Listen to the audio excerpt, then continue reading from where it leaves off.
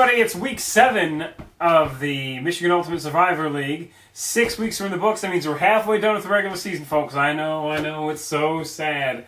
Flying solo again. Richard doesn't return my calls. The Apache Chief, How Now Brown Cow.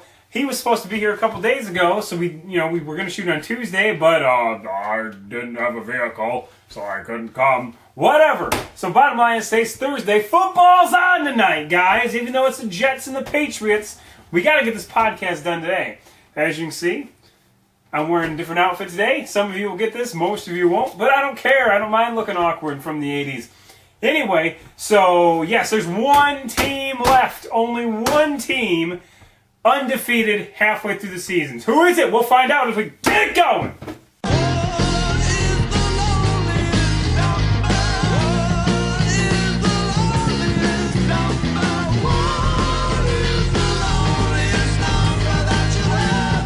Yes, indeed, one is the loneliest number, and the Wyans, they don't give a shit. They'll be all by themselves to the top. They'd prefer everyone be, 10-2, 8-4, whatever it be when the season ends, and they are going to be 12-0, because that gets them a first round bye, my friends, and the first round bye is enormous in this league once the playoffs come. So, congratulations to you, the Wyans, for being the only undefeated team left. But we are only halfway there. As Bon Jovi says, maybe you are living on a prayer. Maybe. We'll see. We'll find out this week because you're playing somebody.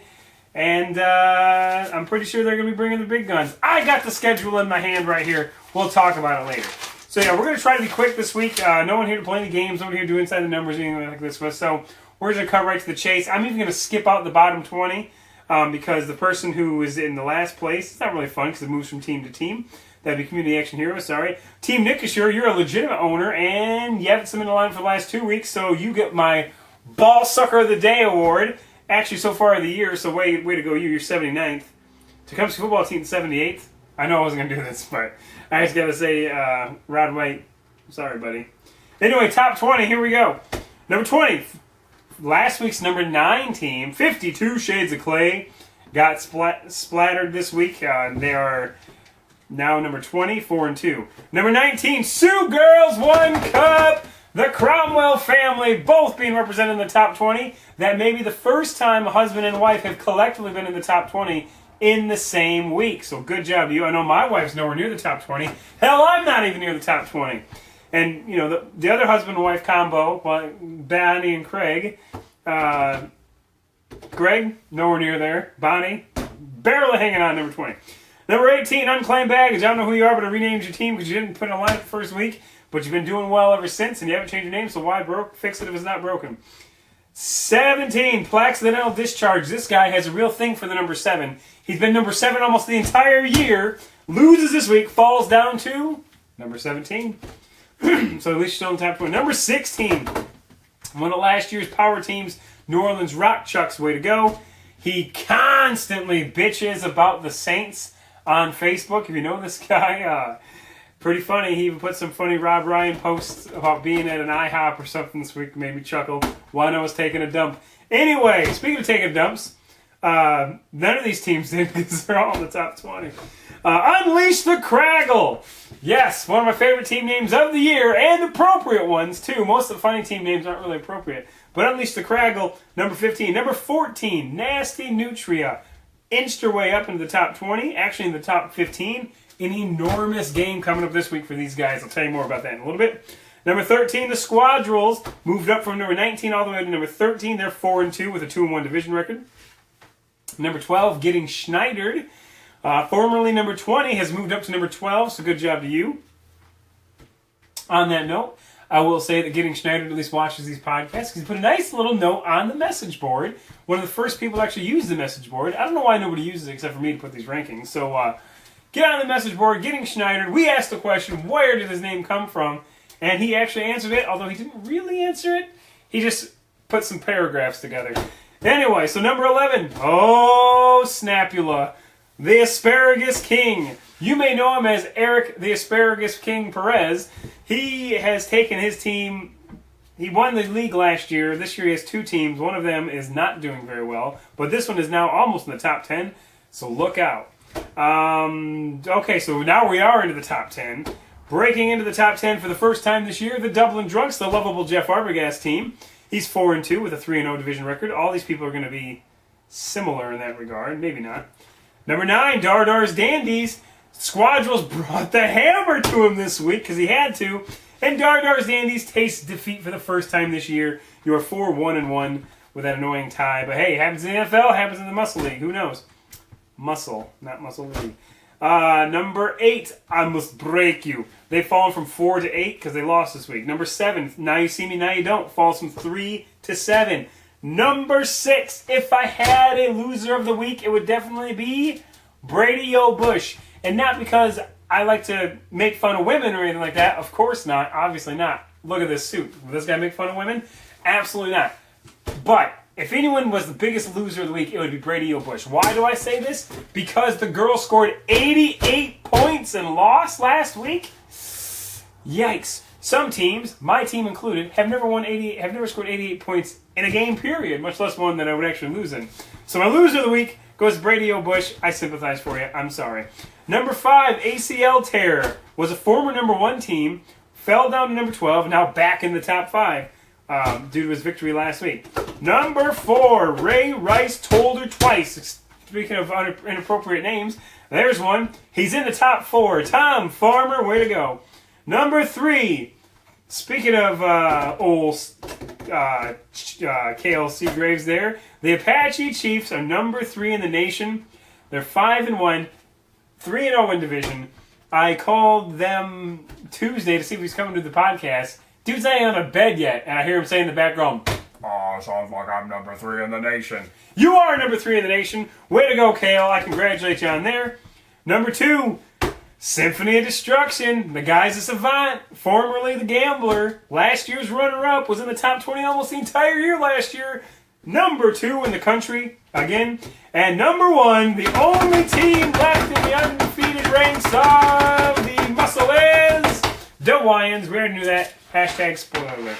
Congratulations to you, your 6-0, 3-0 division record. So, real quick, going to cut out most of the games this time, but I'm going to go, because we are getting to the point where each matchup is much more involved now. So, anyone who's been in this league before can tell you when it comes to the final couple of weeks, the possibilities are endless.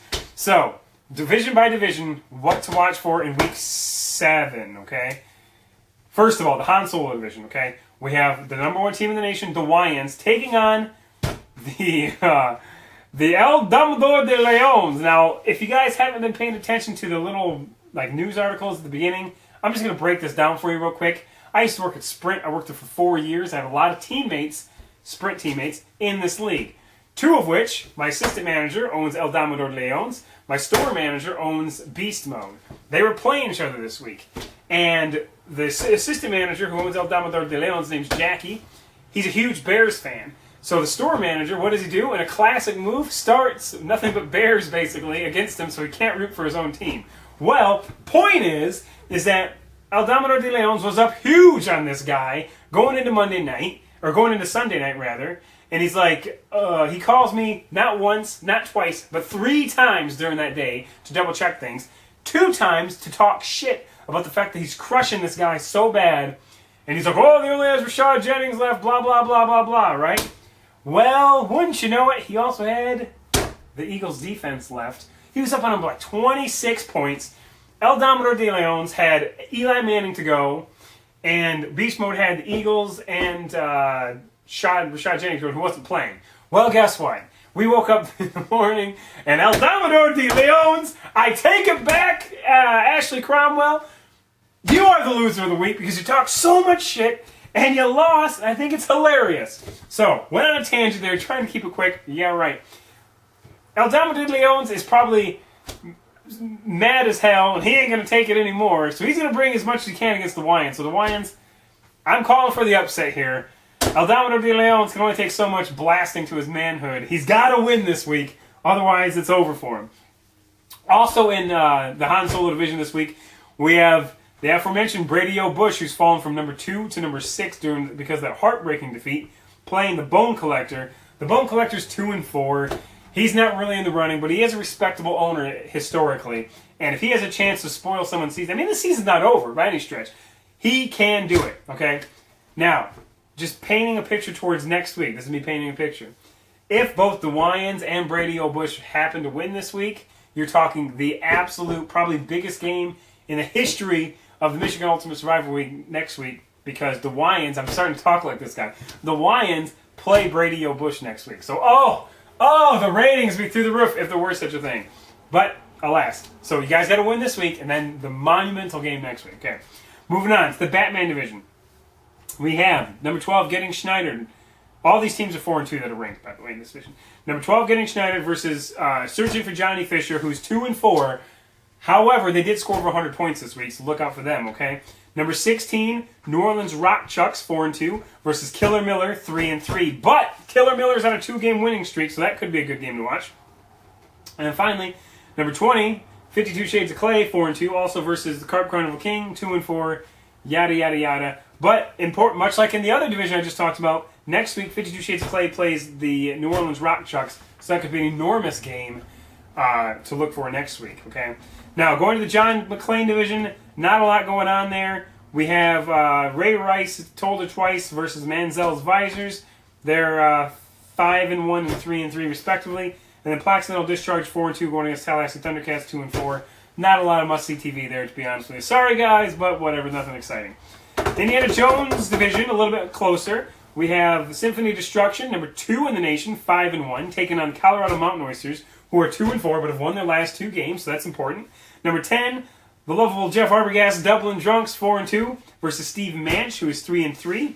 Number 11, the Asparagus King versus Cheechki. So number 10 and 11 are both 4-2. They're playing teams that are 3-3. So that division is going to get really tight really fast, unless the winners win and the losers lose. That's the thing. If the 3-3 guys lose, there's going to be a bigger gap. But if they win, oh man, it's going to be tight. There's going to be... Symphony Destruction, if they win and both Dublin and Asparagus King lose, then they are going to have a huge cushion. But who knows? We'll go over that in detail next week, promise you. Over the Villains Conference, Darth Vader division, we have, this is a big game. This is a big game right here. Now You See Me, Now You Don't, 5-1, number 7 in the nation, versus Vic in a Box, 4-2 and unranked, but they're still 4-2, which means they're right in the thick of things. This is the division we always talked about. This is going to be chaos, man. And it is. It's totally painted out just the way all these experts predicted it, a.k.a. myself and Richard and Ben, I think, was there for that one. Number 9, the Dardars Dandies, 4-1-1 versus California Coyotes. California Coyotes, they're pretty much written off so far this year. That's why you got to shut me up. You got to get in here, you got to submit a lineup, and get relevant again, old Benny. We want you to be relevant again. I know you watch these podcasts. We love you as an owner. Your just team is kind of garbage, so you got to get it together, man, all right?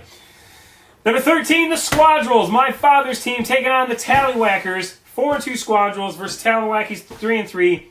Pretty big game there, too. Any of Frazier's people or the Tallywhackers, I believe, is Josh Crampton, I believe. All good owners. That's why this division was so feared when it started. Just going to beat the hell out of you. It's a true black and blue division. So, yeah, that's that. Hannibal Lecter division in the Villains Conference. This is the one that nobody cares about, really, because it's kind of blah. There's kind of I Must Break You's 5-1, the number 8 in the nation, going against Tingling Buttholes, 3-2-1. It's a big game, but that's really the only thing going on in that division. Norman Bates division. We have number 5 ACL Terror, 3-1, versus TDs and Beer, 3-3. TDs and Beer last year, rhyming, they were the last team to lose a game. They made the playoffs last year. So, ACL Terror, I don't know who you are, but don't be fooled by this 3-3 division, or this 3-3 record of TD's Beer, because he is a legit team. He might bring it hard on you, okay? And then number 19, Sioux Girls 1 Cup, they're 4-2. They're taking on the Broskies, who are 2-4. Having a disappointing season so far, but again, we're only halfway there. Things can turn around. If you notice, I skipped the Joker division. And there's a reason for that. Yes, believe it or not. There's a reason why I do these things. We're going to start with number 16, Magic Mike. They're 3-3. Going up against 3-3, Team Mike. I don't know why I never changed Team Mike's name, but they're not related to each other. Okay, Magic Mike and Team Mike, they're 2 completely different franchises. But they're both 3-3. And this will basically be a battle for 3rd place, okay, in this division. Why is that?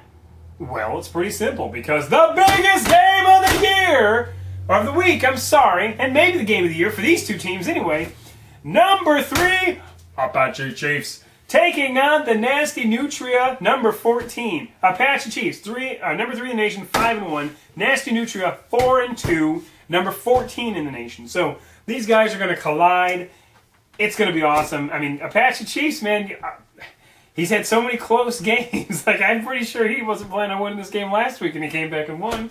So, oh man, game of the week without question. Number 3 versus number 14. It's the only game. Look at these fine details. I wrote these with a fat pencil. Only game that pits 2 top 20 teams against each other. So it's got to be the game of the week. Anyway, I've had way too much coffee today, as you can probably tell. I got to go to the bathroom. I'm going to cut this one short. We'll see you next week. I'm out.